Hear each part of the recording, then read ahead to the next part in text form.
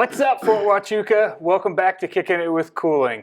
I want to thank Sergeant Major Guerra for joining us last week again. What awesome knowledge she shared with us, and we're fortunate enough to have another very special guest in studio with us this week, the escom Command Sergeant Major Will Reinhardt. Sergeant Major, welcome, and please introduce yourself to the audience. Thank you. I'm Will Reinhardt. Been in the Army about 32 years. I'm currently serving as the U.S. Army Intelligence Security Command Sergeant Major for about the last 20 months. It's been an incredible ride. I'm nearing the end of my time in our great Army, and I'm looking forward to today's podcast. Awesome. One of the things the soldiers always ask, and I think you're a great person to talk to about this, how does an intelligence soldier get promoted throughout their career? It's a great question, and I get asked that question quite a bit, actually. Sergeant Major Guerra, myself, Sergeant Major Everett, all of us, we all sit a lot of boards over the last decade and a half or so, and so we see a lot of NCOERs, we see a lot of records, a lot of 1059s, and we get an opportunity to really kind of on paper get to know somebody, kind of see their career and their path and where they've gone and how they made it from A to B to C, and honestly, if I did a little analysis here as an intel guy, it really comes down to one thing, and it's one thing only. It's not the that super pinnacle job thing. It's not. And people think it is, and they spend inordinate amount of energy trying to get into a certain position or a certain location or a certain near something that they think is going to help them get promoted. But at the end of the day, Army's a big place. It does a whole lot of different things, and sometimes you don't get to do exactly what it is you thought you were going to do, and that's okay, because it's a rapidly changing world. But if you keep one thing in mind, no matter what the Army asks you to do, no matter what, just be the best at it. Do the best you can. Your manner of performance in whatever the Army asks you to do makes the difference. And I'll tell you, I have gone through someone's previous 2 or 3 years worth of NCOERs and just looked at, are you progressing? Do you continue to achieve the next expectation? Are you going backwards? But are you doing the best job you can in whatever the Army asks you to do? And it doesn't matter what hey, we need you to go to the gym and fold towels. You should be the best towel folder in the Army, and that's what's going to be written. Is, hey, the Army asked this person to do this, and it was awesome. I mean, most qualified person at folding towels ever. We've never had anybody fold towels that good. In fact, they changed the system in how we fold towels, and that's the difference we're looking for. I like it. And that works in every MOS, and you spend enough time in the Army, you're going to get one of those jobs where it's not what you thought you were going to get, and you're right, attack it viciously and do it to your best ability. You mentioned you're retiring here this summer. Are there any things that you wish you knew prior to taking the position that you know now, and you wish you could kind of go back and do something a little differently? Sure. I mean, great question. And I'll kind of back up, as a CSM for quite a while now, you go from one command to another, and I wasn't always familiar with what I was going into. But I did my homework, and when I got there, I dove in on the operational side, and, I tried to understand what the soldiers were doing for a living. If I didn't understand what, this particular low-density MOS was, what their job was, I would go spend time with them and say, hey, show me what you do. I want to know what you do so that I can better manage you and better communicate with your branch when that time comes for you to move on or up. And so a lot of the management of personnel has to do with understanding what those personnel do. My last couple of jobs, I ended up, building a branch. Didn't expect to do that, but I did the best I could, and apparently it worked out for me. I was an ASCC CSM. I didn't expect to do that. In fact, when I did the interview and made a slate and I started interviewing for this job, I was certain I was the throwaway, the throwaway COA, and I figured that because this position that I was interviewing for had been held by an infantry or 19 since like 1907.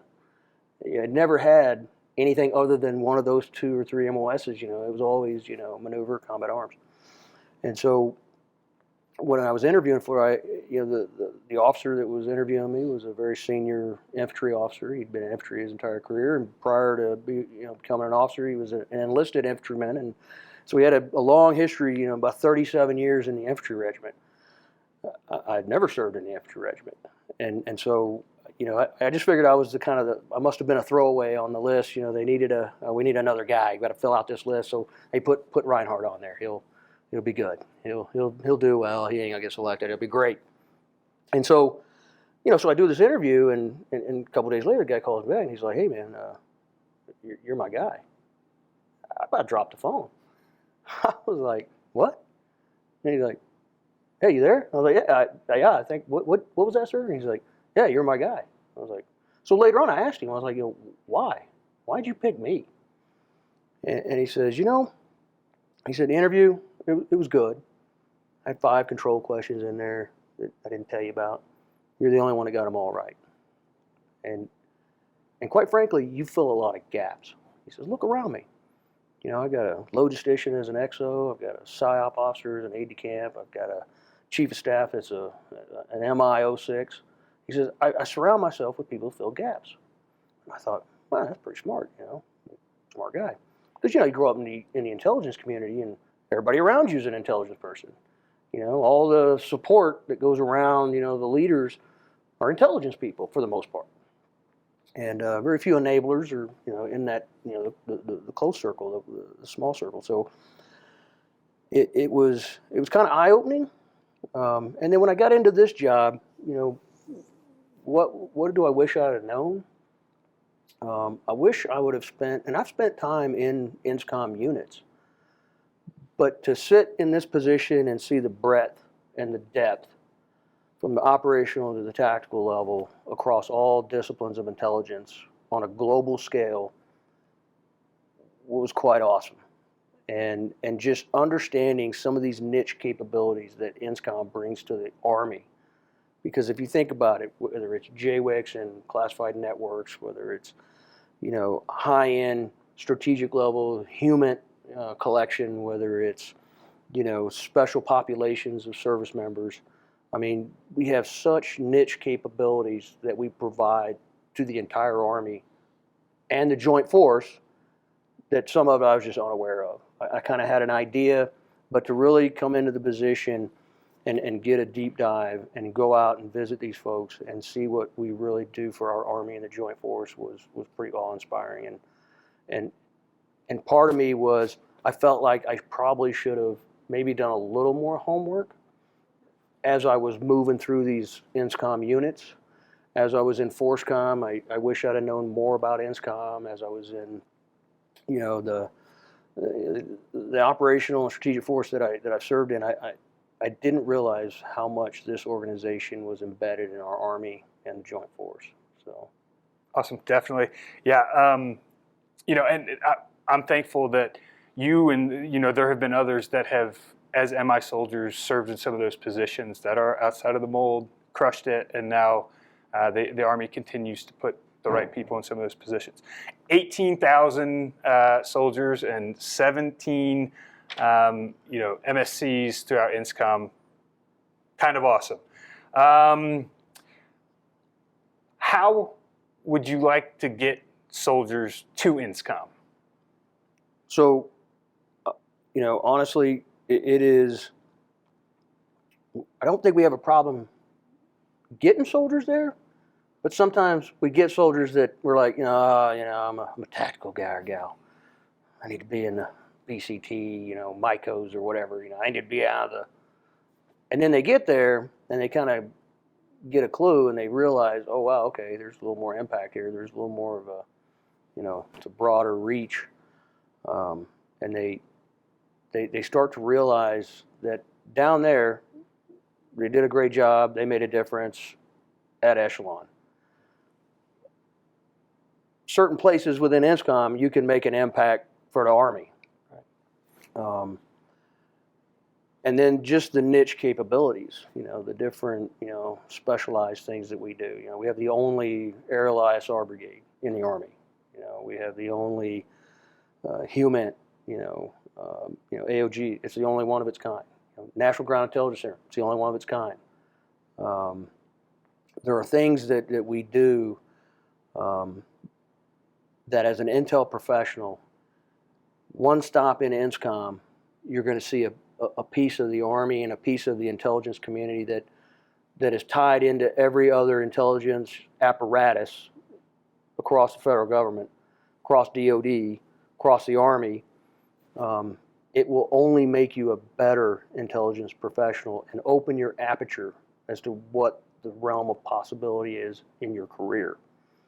Because it is just awesome at the things that this organization has done and will continue to do and transform for that MDO capable intelligence force, operational force for the Army.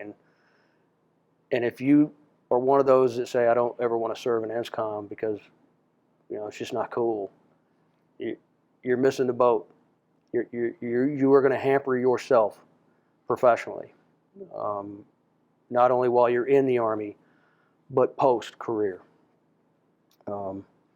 Because some of the connections and networks that you can make in this organization, depending on where you're sitting in whatever capability, whether it's a MIB-T, attached, OPCON to an ASCC, whether it is, one of the functional MSCs, just the experience alone will make you a better intelligence professional. You should seek out an opportunity to come to this organization.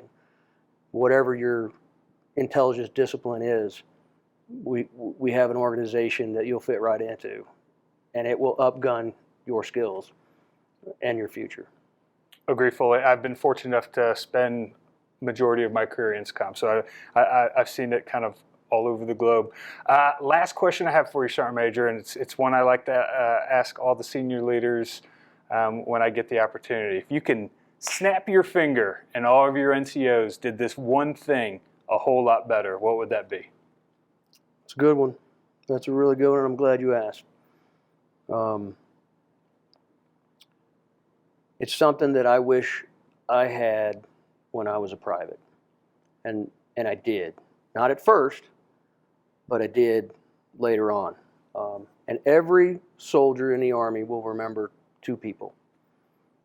Whether it's a 20-year career, a 35-year career, whatever, they'll remember two people.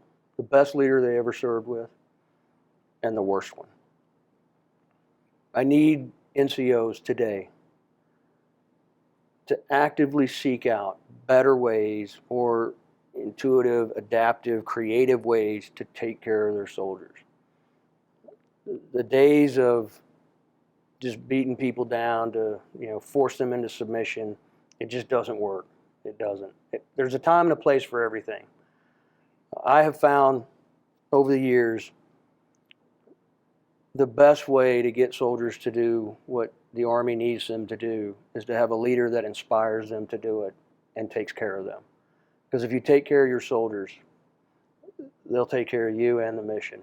And leader inspiration is a big piece of that. And so I need NCOs to seek out, just aggressively seek out ways to take care of people. And in itself, that will take care of, I think, some of the issues we have with leadership. Awesome. Yeah, I love it. Anything else you'd like to tell the audience? Hey, I tell you, it's been an awesome ride. been all over the world. I've done a myriad of different things. It is certainly a way of life. It's not a way of life that ends when you retire. It continues. You know, my family has been the Army, and the Army has taken care of my family for, it'll be 33 years when I'm done. So, thank you. Awesome. Thanks, Sergeant Major.